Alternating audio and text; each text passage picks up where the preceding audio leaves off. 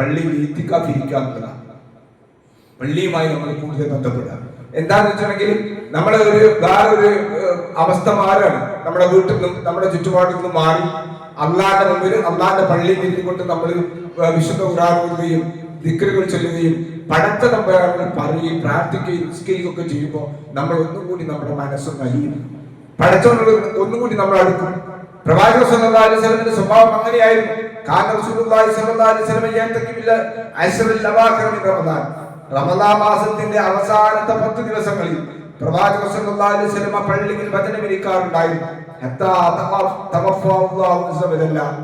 അല്ലാഹു അദ്ദേഹത്തെ തിരിച്ചു വിളിക്കുന്നത് വരെ.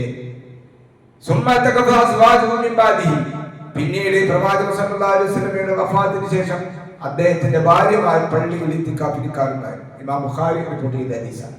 അപ്പൊ സഹോദരന്മാരെ സഹോദരികളെ, നമ്മൾ ദുനിയാവിൽ നിന്നൊക്കെ കുറച്ച് ഒരു ദിവസമെങ്കിലും 2 ദിവസമെങ്കിലും അള്ളാന്റെ പള്ളിയിൽ അള്ളാഹിനോട് കൂടുതൽ മുനാജാത്ത്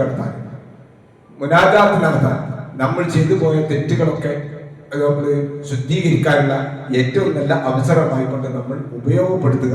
അള്ളാഹു നമ്മളെ അനുഗ്രഹിക്കുമാറാകട്ടെ. പിന്നെ നമുക്ക്